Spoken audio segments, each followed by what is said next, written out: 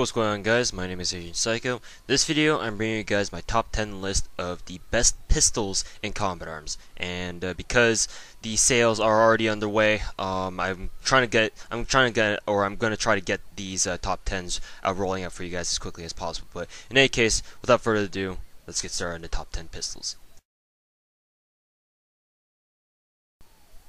Starting with number 10, we've got the M1911 Silver. So, the M1911 series, I'm not really too fond of, especially the GP standard one. The M1911 MEU, unfortunately, doesn't really cut it for me, because it's one of those pistols, I've explained in the review, that it's kind of a mix between the spammable pistols and the power pistols, like the revolvers and the Desert Eagle. But the M1911 Silver, on the other hand, and for that matter the M1911 Gold, are different in that both the M1911 Silver and the Gold have not only better damage but also extra ammo. So because the M1911 Silver is capable of a two-shot kill, theoretically speaking, because it deals 50 damage, that's the main reason why I feel that the M1911 Silver just barely makes it onto the top 10, because it's a very powerful pistol, and as everyone knows, the M1911 series are very accurate pistols, or they're a very accurate pistol line, so the fact that it gets that big damage buff, and the fact that it keeps its accuracy makes it onto the top number 10 on my top 10.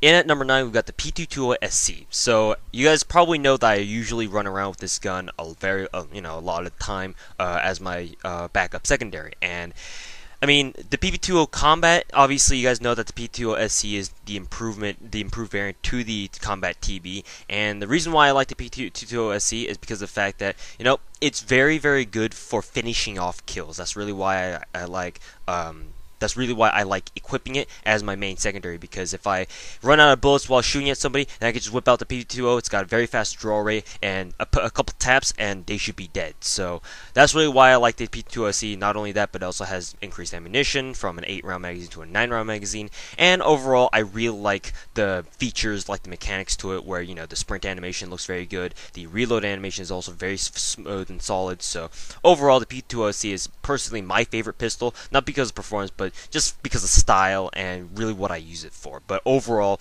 it's not really that great. If you were to use the pistol by itself, you wouldn't find it too high up on the tier list here, so that's why I put it here at number 9.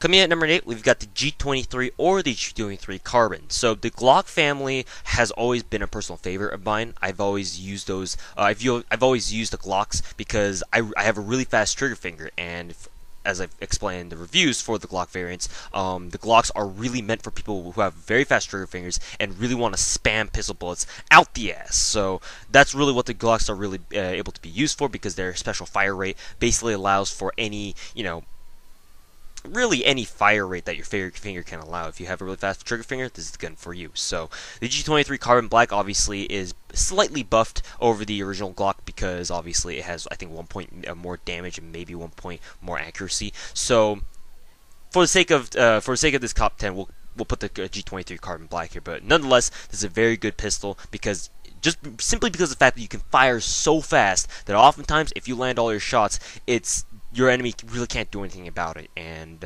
just this pistol is really good for anyone who has a great trigger finger, and that's why it's here at number 8. Coming at number 7 may be a surprise to a lot of you guys, but I do put the USP Tactical in here. Now, a lot of you guys do favor the USP Tactical as probably one of the best pistols in the game, and I wholeheartedly agree with that. Personally speaking, however, after using the USPSE and other guns like, or the USP Tactical SC for that matter, which I cannot put in this top 10 because it's an NX Rare, and I said that I wouldn't put NX Rares in this top 10s or any top 10 of mine. The USP Tactical does fall in number 7.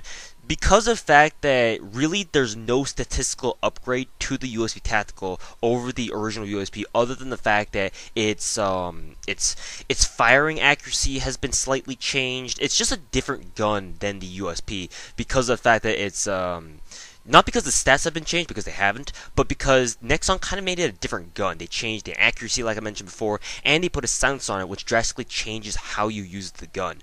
Unlike the USP, where you can kind of, it has a very great potential to one-click, I honestly feel like the USP Tactical doesn't have that same potential for whatever reason. I may be wrong on this. Some of you guys may disagree on this, disagree with me on this as well. But overall, I would say the USP Tactical performance, while it is great, don't get me wrong, it is a great gun. It just doesn't hold a candle up to the other pistols that I have here on above it on the top 10 list. So unfortunately, it does make it at a measly number 7, but it is a top 10 pistol tier, or I would consider a top 10 pistol tier.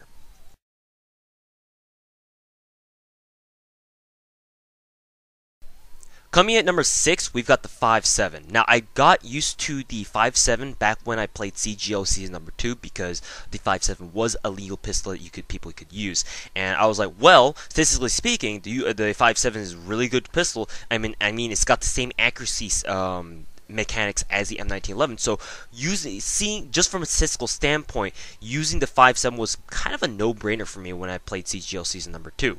And as I got used to it, the 5.7 is basically a faster firing and a little bit weaker M1911. You can just basically think of it that way. It's got very good damage. It's got a very fast fire rate. In fact, it's almost as fast as a Glock, which is really crazy to think about.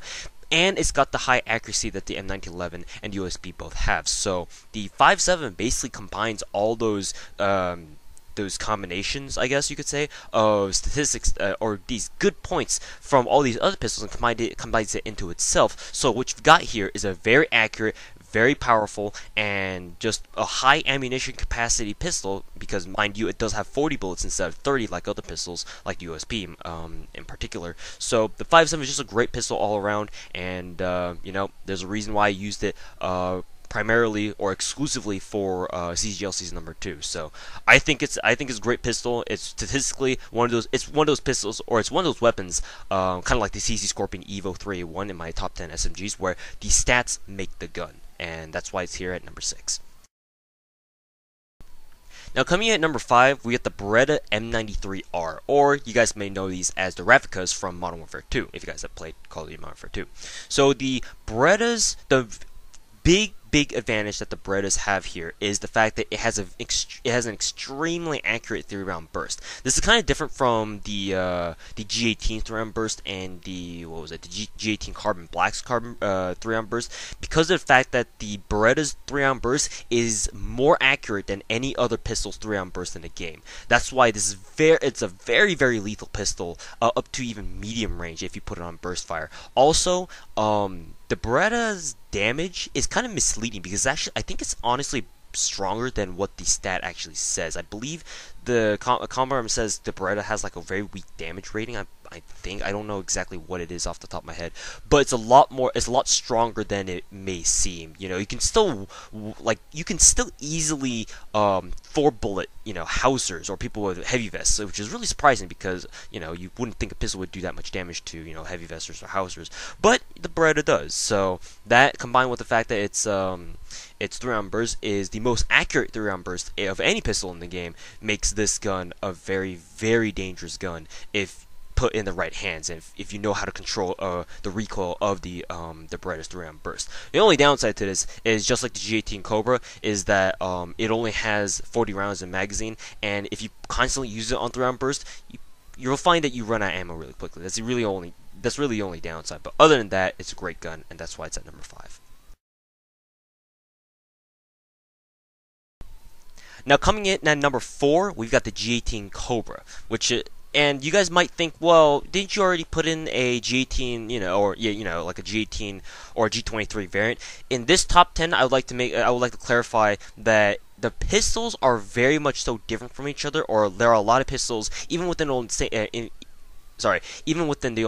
own families, where they are very much so different from one another. So that's why I am putting in different guns from different families into my top 10 here, because they actually behave differently from their so-called quote-unquote variants. So that being said, the G18 Cobra is at number 4, just above number 5, because it's basically like the Beretta M93R, where it's got 40 rounds, or it's got 40 bullets total, basically 2 mags, and I believe the stats aren't really that similar, but the only reason why, or the main reason why, the G18 Cobra is one tier above the Beretta M93R is because of the fact that it has the fully auto capability. I mean, this was the original fully automatic sidearm that Nexon put out, like the very first one, so, the G18 Cobra is a very reliable automatic pistol where, if you can basically, if you have some way to constantly replenish your pistol ammo, like, for example, if people keep dropping you red boxes with, using the resourceful perk, I think it is,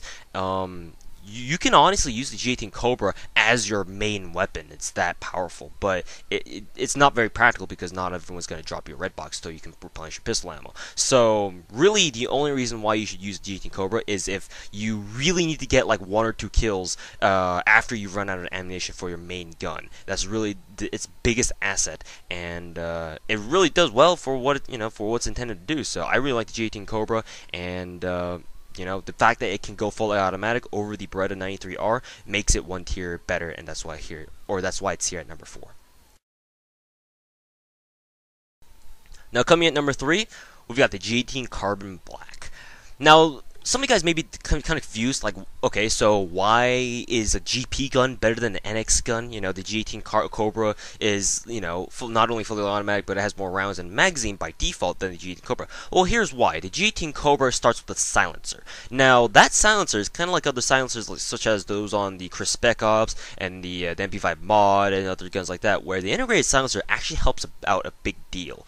I personally feel like it makes the G18 Carbon Black more accurate and reduces the recoil just enough so that it makes it viable. It makes the pistol viable for a little, up to mid-range, into a reasonable range. So the G18 Cobra is just overall, it's a great gun, and plus it's GP. You don't need to spend any NX on it. All you need to do is just rank up to whatever rank that you need to unlock the G18 Cobra, and you can just straight up buy it. And it's one of the most reliable GP guns in the game, and plus it's fully automatic too. So you have a fully automatic pistol, or a fully automatic pistol that's available for GP and not just to NX, NX users. It's not fully automatic sidearms aren't just like an NX thing only now. You can actually buy some for GP, and that's what the G18 Cobra is for, or the G18 Carbon Black is for.